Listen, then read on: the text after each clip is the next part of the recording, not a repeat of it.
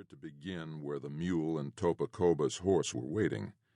But in all fairness, the prints had already melted out enough to confuse the heel and toe impressions. It was difficult to tell which direction the walker had headed. Anybody come off the reservation in the last day? Nope. Mounting, the young cop started down the trail, leading the mule on a hand-woven rope. Not a store-bought one. A poor people, the Havasupai, the Eastern Pie, too far from any beaten track to profit from the Indian gambling boom. Emmett saw a blessing in that. His opposition to gaming, the criminal element it often brought into Indian country, had made him a pariah with several tribal councils, but he remained convinced the boom would one day go bust. Clucking his tongue to get the gelding going, he followed Topacoba. He always disliked descending into the canyon. The soaring walls and narrow sky made him claustrophobic. 6 miles and 2,000 vertical feet below lay tiny Supai, the only real village on the Havasupai reservation. Maybe the toughest Indian settlement outside Alaska to reach, a nearly impregnable sanctuary for a fugitive as long as he could appease the clannish Pi, a place where the unspeakable could be done with only the cliffs for witnesses. Emmett's office had arranged to hire a helicopter for him in Williams, but then the storm had swept in a day earlier than expected, just like mid-December. But secretly, Emmett preferred going in on horseback. He had grown up around horses.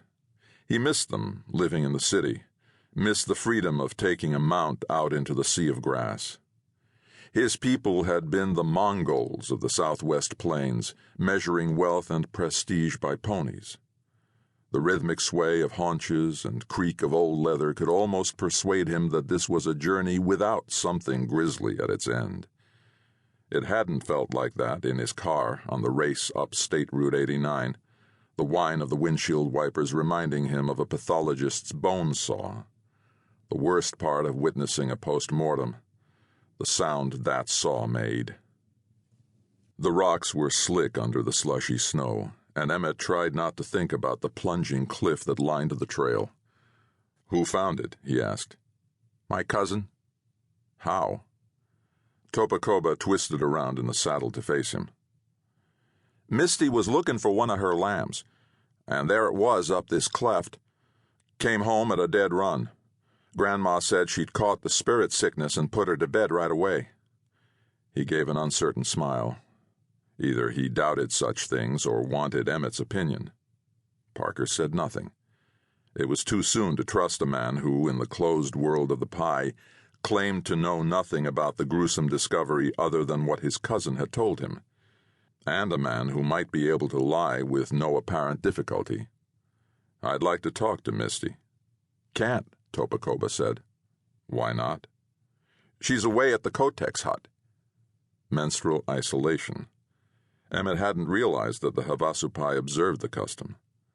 "So Misty found it yesterday, and you called my office right away." "I guess." "Either you called or you didn't." "I radioed," Topacoba said irritably. "The phone line went in a big rockfall. We just got shortwave in the village now. Coconino Sheriff phoned you for me." Emmett's receptionist had said nothing about the call being relayed in this way. He glanced up again. The sky had darkened. They'd come down out of the snowfall into a steady rain. It popped against Topacoba's green nylon police jacket. The overcast had gone from a blank white to a curdled gray. The surface of the trail shimmered with rivulets of mud. Emmett noticed that Topacoba's hands kept flexing on the reins, and the man looked all around each time the trail zigzagged. "Any strangers come down to Supai lately?" Emmett asked. "Just the usual."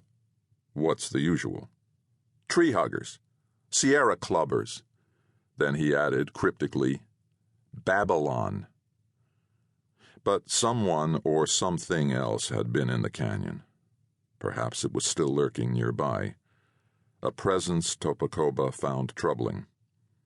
Still, Emmett knew that it was too soon to lean on the man. With each passing day, the challenge expressed on the sign at the trailhead was becoming increasingly strident in Indian country.